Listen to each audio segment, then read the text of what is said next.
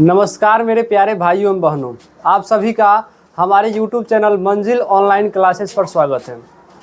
आज हम लोग पढ़ने वाले हैं वर्ग 8 का विषय, जिसमें आपका अध्याय 1 होगा परिमेय संख्या, रेशनल नंबर। हम इसका सबसे पहले परिभाषा पढ़ेंगे, उसके बाद योज्य प्रतिलोम क्या होता है, योज्य तत्समक क्या होता है, फिर आपका तीसरा पॉइंट होगा गुणात्मक प्रतिलोम क्या होता है और गुणात्मक तत्समक क्या होता है। हम आज की वीडियो में इसी 3 टॉपिक पर बात करेंगे। तो चलिए सबसे पहले परिभाषा को जानते हैं कि आखिर परिभाषा क्या होता है।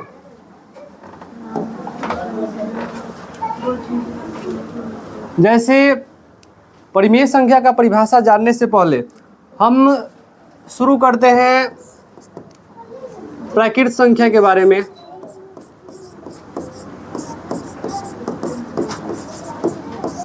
अर्थात नेचुरल नंबर।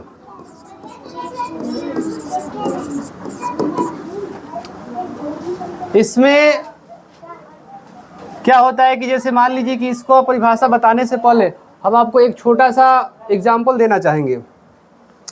जैसे मान लीजिए कि आपका एक व्यक्ति है राम और दूसरा है आपका सोहन। ये दोनों कंचे खेल रहे थे, तो राम ने सोहन से पूछा तुम्हारे पास कितने कंचे हैं। तो सोहन ने बोला 1 2 3 4, मेरे पास तो 4 कंचे हैं। राम ने सोहन से पूछा कि तुम्हारे पास कितने कंचे हैं, तो सोहन ने बोला 1 2 3 4, मेरे पास तो 4 कंचे हैं। फिर सोहन ने राम से पूछा कि अब भाई तुम्हारे पास कितने कंचे हैं, तो राम ने कहा मेरे पास 1 2 3 4 5 कंचे हैं। राम ने क्या बोला कि मेरे पास तो 5 कंचे हैं। फिर क्या हुआ कि आप देख रहे हैं कि कोई भी व्यक्ति, चाहे राम हो या सोहन हो या आप भी, यदि आपके बारे में कुछ भी पूछा जाएगा कि हाँ आपके पास कितनी आपका वस्तु है, कुछ भी है, तो आप शुरुआत 1 से ही करेंगे। तो वही हुआ कि आपका प्राकृत संख्या का शुरुआत किससे होता है, 1 से होता है। 1 2 3 4 ऐसा ही आपका अनंत तक जाता है। तो यही आपका परिभाषा हुआ कि गिनती की सभी संख्याओं को क्या बोलते हैं, प्राकृत संख्या बोलते हैं, जिसका शुरुआत 1 से होता है। दूसरा आपका आएगा पूर्ण संख्या। पूर्ण संख्या यानी कि होल नंबर। Whole number. अब ये दोनों कंचे खेल रहे थे, तो फिर क्या हुआ कि राम ने सोहन के 4 कंचे जीत लिए। अब सोहन के पास 4 कंचा था, तो राम ने 4 का 4 कंचा जीत लिया, तो इसके पास कितना बचा, 0। अब इसके पास हो गया 9। इसके पास कितना हो गया, 9। तो अब राम ने सोहन से पूछा कि भाई तुम्हारे पास कितने कंचे हैं, तो सोहन ने कहा कुछ भी नहीं। कुछ भी नहीं अर्थात 0। तो परिभाषा हुआ कि आपका गिनती का संख्या तो था, इसमें हम पहले 0 को शामिल कर लेते हैं, तो आपका संख्या बनता है पूर्ण संख्या, यानी कि 0 1 2 3 डॉट डॉट टू इनफाइनाइट। अब देखिए, अब क्या हुआ कि सोहन को पास तो आपका 0 हो गया, लेकिन ये इसके अंदर था कि नहीं, हमको किसी तरह राम के सारे कंचे जीतने हैं। तो इसने क्या किया कि राम से कुछ कंचे उधार ले लिए, 2 कंचे उधार ले लिए। ठीक है, तो क्या हुआ कि देखा गया कि यहाँ प्लस वाला है, यहाँ 0 आ गया। अब आपका माइनस वाली संख्याओं का कमी था, तो तीसरा आपका बना पूर्णांक। तीसरा क्या बना, पूर्णांक, यानी कि इंटीजर। इसमें क्या होता है कि ये सारी संख्या यानी कि 0 से लेकर अनंत तक की संख्याएं होती है, लेकिन इसमें हम क्या करते हैं, माइनस वाली संख्याओं को मिला लेते हैं। तो ये आपका 0 1 2 3 इनफाइनाइट तक होता है। फिर इधर आएंगे तो -1 -2 डॉट डॉट आपका चला जाएगा माइनस इनफाइनाइट तक। माइनस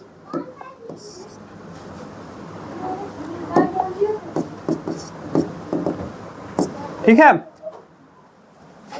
ये तो आपको बस समझाने के लिए था। परिभाषा समझिएगा प्राकृत संख्या का कि गिनती की सभी संख्याओं को क्या बोला जाता है, प्राकृत संख्या बोला जाता है, जिसका एग्जाम्पल हो जाएगा 1 2 3 4 5 6 7 8 9 डॉट डॉट टू इनफाइनाइट। पूर्ण संख्या यानी कि होल नंबर, इसमें क्या करते हैं कि गिनती का संख्या तो सारा आता है, केवल क्या करते हैं जीरो को मिला लेते हैं। उसके बाद आता है पूर्णांक। तो पूर्ण संख्याओं में यदि हम ऋणात्मक संख्याओं को मिला लेते हैं तो जो हमारा समूह मिलता है वो आपका पूर्णांक आता है। अब देखिए, उसके बाद फाइनली आप पढ़िएगा जो आपका मेन टॉपिक है परिमेय संख्या का।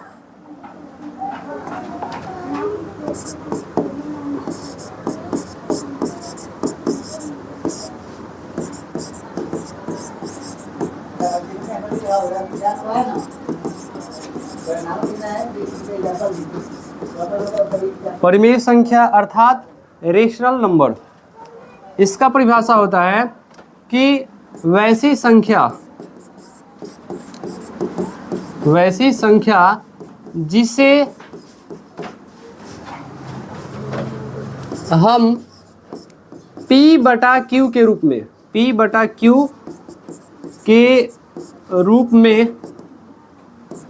लिख सकते हैं, जहां P और Q पूर्णांक होता है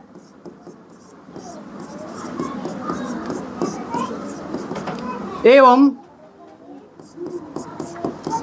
Q का मान 0 नहीं होना चाहिए, एवं Q बराबर नॉट 0 हो। यही आपका परिमेय संख्या का परिभाषा होता है कि वैसी संख्या जिसे हम P/Q के रूप में लिख सकते हैं, जहां P और Q क्या होता है, पूर्णांक होता है, और शर्त है कि Q का मान 0 नहीं होना चाहिए। अब हमने जितना भी संख्याओं का परिभाषा पढ़ा उसके बारे में थोड़ा सा विचार करते हैं। जैसे देखिए, यदि आपसे पूछा जाएगा कि 1 2 3 4 5 ये आपका जो अनंत तक जा रहा है कैसी संख्या है, तो प्राकृत संख्या तो है, लेकिन क्या पूछा जाएगा कि प्राकृत संख्या पूर्ण संख्या परिमेय संख्या होती है, तो आपका जवाब होगा हाँ। क्योंकि यदि आप 1 है तो 1 को आप 1/1 के रूप में लिख दिए, ये आपका P हो गया और ये आपका Q हो गया, और P और Q हो गया, और अंत आपका नियम कहता है Q का मान 0 नहीं होना चाहिए। तो ये आपका इसको संतुष्ट कर रहा है कि जितनी भी आपका प्राकृत संख्या है उसको हम बटा के रूप में लिख सकते हैं, और बस उसका जो हर होता है 0 नहीं होना चाहिए। उसके बाद जितनी भी आपका पूर्ण संख्याएं होंगी वो आपका परिमेय संख्या हो जाएगी, क्योंकि इसको हम P/Q के रूप में लिख सकते हैं। पूर्णांक भी आपका होता है, अब -2 है तो -2 को भी तो हम -2 आपका 1 लिख सकते हैं बटा में, तो ये आपका P हो गया और ये आपका Q हो गया, और Q का मान क्या नहीं होना चाहिए, 0 नहीं होना चाहिए। ठीक है, इसका कुछ और एग्जाम्पल देखते हैं।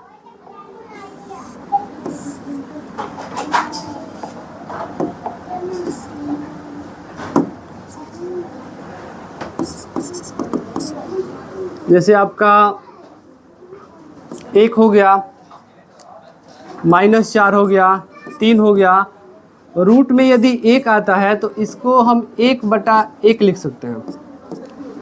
यदि रूट में कोई संख्या आती है और वो रूट से बाहर निकल जाती है तो उसको हम P/Q के रूप में दर्शा सकते हैं, और Q का मान क्या नहीं होना चाहिए, 0 नहीं होना चाहिए। तो आपका √1 भी क्या हो जाएगा, परिमेय संख्या हो जाएगा। उसके बाद √4 इसको भी आप निकाल लीजिएगा, 2 हो जाएगा, और 2 को 2/1 लिखिएगा, ये आपका P हो जाएगा और ये आपका Q हो जाएगा, और Q का मान क्या नहीं होना चाहिए, 0 नहीं होना चाहिए। ये भी आपका जो नियम है उसको संतुष्ट कर रहा है, तो आपका √4 भी क्या हो जाएगा, परिमेय संख्या हो जाता है।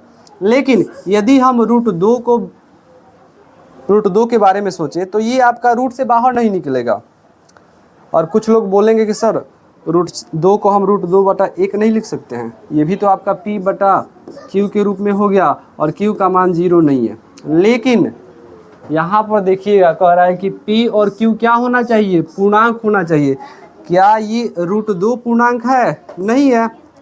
आपका 2 पूर्णांक होता है, 3 पूर्णांक होता है, -2 पूर्णांक होता है, लेकिन √2 आपका पूर्णांक नहीं होता है, इसलिए √2 क्या होगा, अपरिमेय संख्या हो जाएगा।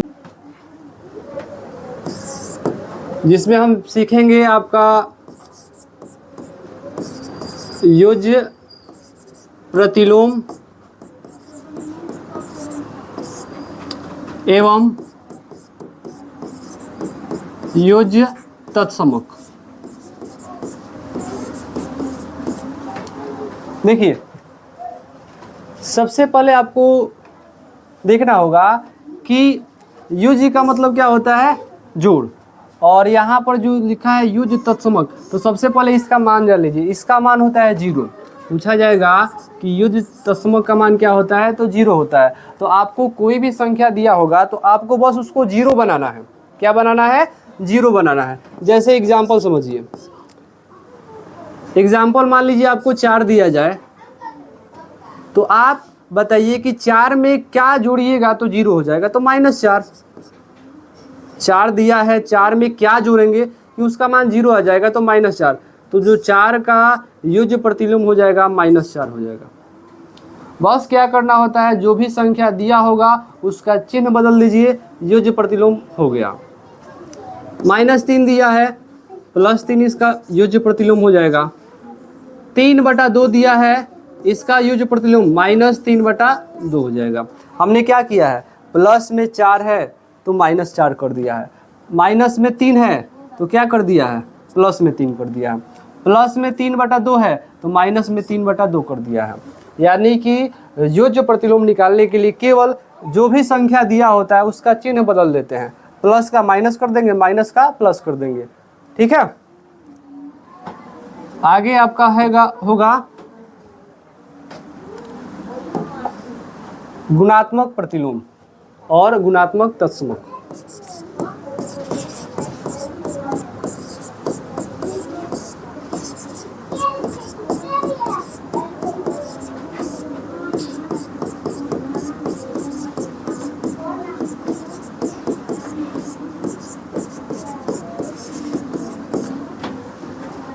तो इसका जानिए कि गुणात्मक तत्समक का मान 1 होता है।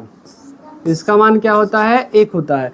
यानी कि कोई भी संख्या दिया होगा तो उसको आपको गुना करके क्या लाना है, 1 लाना है। जैसे एग्जाम्पल समझिए,